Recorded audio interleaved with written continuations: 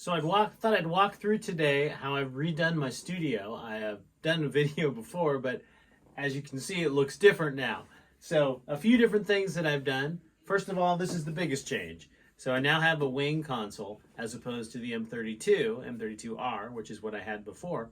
But I kind of wanted to explain how my setup is and kind of what I'm doing. It's a little different, and I just made some changes today. So if you remember, if you saw my other video, I'm running a PC system as well as a Mac system.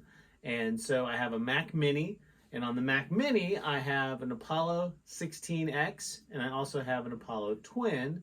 And so I have the Twin set up as the controller. That's up here on the desktop. And also I have a satellite, Octo satellite.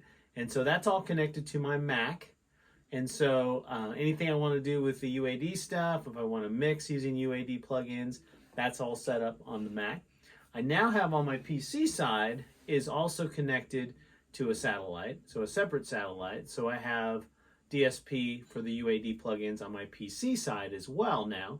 And then this is the main interface for the PC. So this is connected via USB to the PC. And I have some I/O on here, not very much, it's pretty limited. And so I have that connected downstairs via Digital Snake, and I have this Ethernet patched in via Ethernet downstairs, and I have a Digital Snake downstairs. So all my mics are plugged in down there, and that's plugged in, connected up to the wall here that goes into this, and so I can see that I/O on the board here. The other thing that's kind of unique is I also have this connected to the Mac. I have it connected through a AES50 to USB device. And so that's connected to the Mac as well. So if I want to pull stuff from here from the Mac to the Mac, I can do that. And vice versa, I can bring stuff back from the Mac to the board as well if I want. Sometimes I like mixing stuff on the board. Part of that is to play with some of the plugins and the processing that's on the wing. That's what's kind of cool about the wing. There's a ton of processing on it and lots of different effects and models of analog gear, basically. Of course, which you have all that with the UA stuff as well. So I like to kind of experiment with those and try different things, and that way I have a better handle on them when I'm discussing those with my clients and my customers as well. And so do have some outboard gear. This isn't patched in right now. I think what I'm going to do is I'm going to get my patch bay patched into the 16X.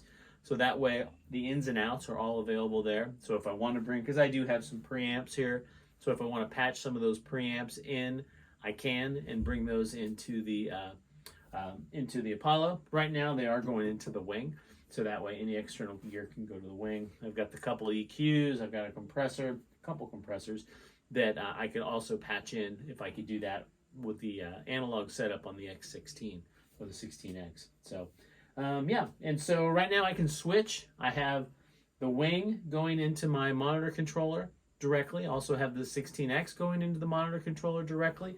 So kind of interesting that I can switch back and forth and listen to the converter quality difference between the Apollo and the wing and be able to kind of A/B that, which is kind of unique. A lot of times you don't get that option to be able to hear converters like that. And so kind of a nice be able to do that. And sometimes I'll do that just for experimenting. So, but this is my current setup right now. And yeah, literally just got finished today. So I haven't had a chance to play with it that much, other than the wing I've had for a long time. But as far as integrating things with the UA stuff, that's fairly new. So anyway, hope you enjoy it. Anytime you have any questions, I'm always available for that. All right, thanks. Bye-bye.